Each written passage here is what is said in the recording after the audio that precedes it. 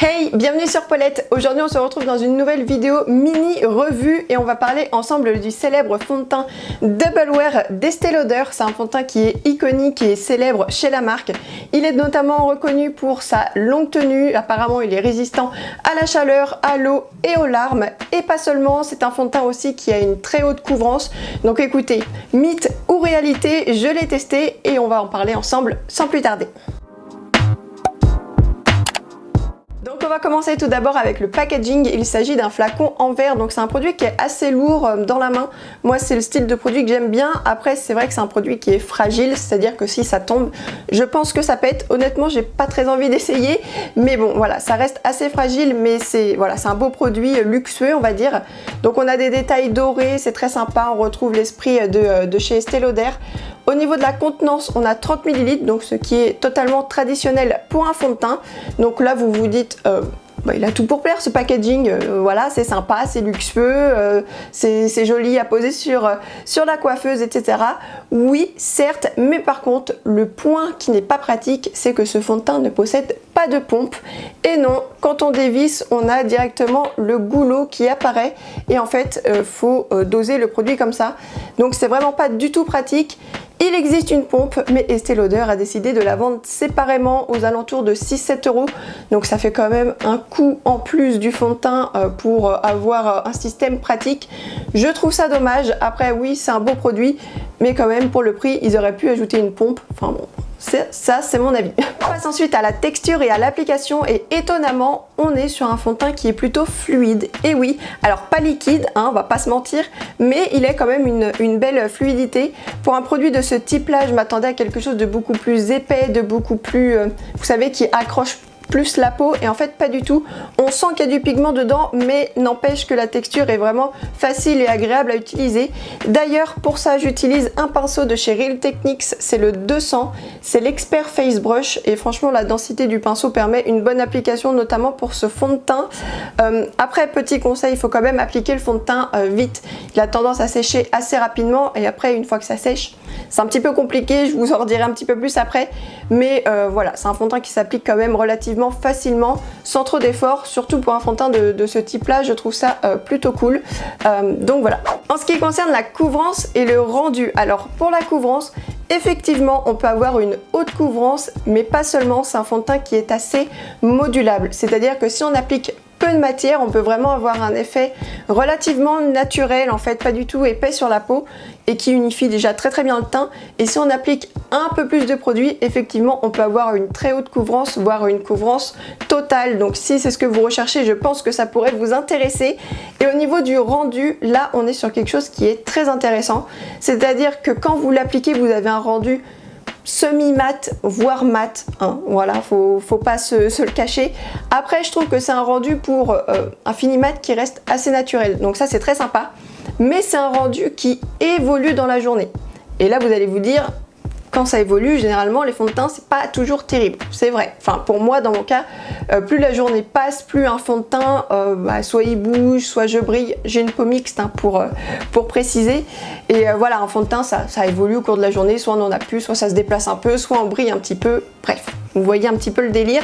Et bien avec celui-ci, sur ma peau mixte, il évolue hyper bien. C'est-à-dire que plus les heures passent au fil de la journée, plus le fond de teint est beau sur ma peau. Il y a une espèce de fusion qui se crée en fait avec, je pense que c'est avec le sébum, hein, je pense que c'est ça. Il y a une espèce de fusion qui se crée avec le produit et ma peau, et en fait plus les heures passent, plus il devient lumineux et plus c'est hyper joli. Donc si vous le savez pas, moi les fini mat c'est pas trop mon truc à la base, je préfère les rendus plutôt glowy, et donc avec ce fond de teint là, je suis hyper surprise à chaque fois que le temps passe, que la journée passe, le rendu est sublime. Ça fait pas du tout gras, absolument pas. C'est vraiment hyper lumineux, hyper naturel, hyper peau en bonne santé, vous voyez, et franchement c'est canon. De ce côté là, je suis hyper surprise, c'est le seul fond de teint de ma collection qui a une évolution aussi positive que ça. C'est le seul. Disons-le clairement, c'est le seul. Pour ce qui est du confort et de la tenue, alors déjà en termes de confort, je le trouve vraiment optimal, et c'est assez étonnant parce que je pensais vraiment que c'est un fond de teint qui allait se sentir un petit peu, vu que c'est enfin voilà, dans ma tête j'imaginais quelque chose d'assez épais, d'assez couvrant, donc généralement ça se sent un petit peu sur le visage. Ici pas du tout, le fond de teint se fait oublier, donc ça c'est super. Et pour la tenue, eh bien je dois dire qu'elle est exceptionnelle, c'est-à-dire que le produit tient du matin jusqu'au soir. Le matin vous l'appliquez, le soir il n'a pas bougé. Et ça c'est hyper impressionnant parce que comme je vous le disais, j'ai une peau mixte, donc ma peau change au cours de la journée, c'est-à-dire que le matin j'applique mes soins, elle est fraîche, toute pimpante, c'est super, et à la fin de la journée évidemment je vais avoir la peau qui brille, notamment au niveau de la zone T. Et bien cette production de sébum ne va pas du tout perturber le fond de teint. Comme je vous disais, il va rendre le fond de teint beaucoup plus lumineux, donc ça va jouer sur le rendu, mais absolument pas sur la tenue, c'est-à-dire que le produit ne va pas bouger, ça va pas lui créer des espèces d'effets un petit peu de patch sur le visage, pas du tout. Et en plus de ça, il reste intransférable même avec le sébum. Ça c'est hyper impressionnant. Vous savez, des fois quand on touche le visage, on a un peu de produit qui vient se coller sur les doigts, ou alors on a des traces sur le visage. Ici, rien du tout, le produit reste en place. D'ailleurs, petit conseil, je vous conseille d'avoir quand même un bon démaquillant pour le retirer. Pour ma part, j'utilise celui de chez Banilacol, le Clinit Zero, et ça s'en va parfaitement. Mais voilà, je pense qu'il faut vraiment un démaquillant costaud type huile ou baume démaquillant pour pouvoir l'enlever, parce que franchement la tenue elle est fracassante.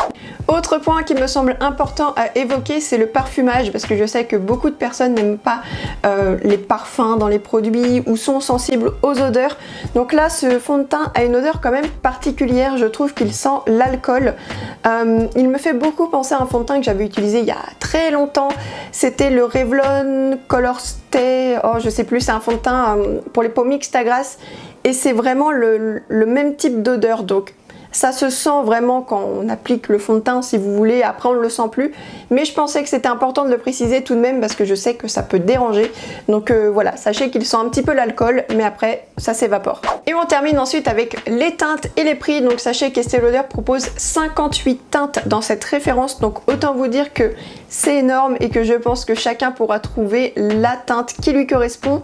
Sachez également qu'ils ont mis un système en fait en place pour essayer de trouver la teinte qui nous correspond vraiment, avec un système de code pour les sous-tons. Vous avez le code C pour cool qui est les sous-tons froids, N pour neutre, donc sous-ton neutre, et warm pour les sous-tons chauds, donc c'est le W. Pour ma part, je possède la teinte 1N2 écrue et la teinte me correspond plutôt bien, même si elle est peut-être un petit peu trop neutre pour moi. Un pigment un petit peu plus jaune aurait peut-être été pas mal, mais vous voyez, c'est le fond de teint que je porte actuellement, donc ça match quand même plutôt bien. Et en ce qui concerne le prix, donc on est aux alentours de 48,50 €, 49,90 €, ça dépend des sites où vous l'achetez. Donc on est sur un produit de luxe haut de gamme, vraiment, non, enfin pas haut de gamme, de luxe, disons-le clairement. Donc en plus de ça, si vous ajoutez la pompe qui est à 6-7 €, ça augmente encore plus le tarif. C'est vraiment un produit qui est très cher, ça on est d'accord. Et voilà, on a fait le tour de toutes les caractéristiques de ce produit et on peut désormais répondre à la question: est-ce que ce fond de teint est réellement longue tenue? Eh bien vous vous en doutez bien que la réponse est oui, un grand oui même. Ce fond de teint tient toute la journée, évolue super bien au cours de la journée, ça c'est vraiment hyper impressionnant, j'ai jamais vu ça. En plus il résiste à la chaleur, à l'eau et aux larmes. Il est confortable, intransférable, bref, c'est vraiment une pépite.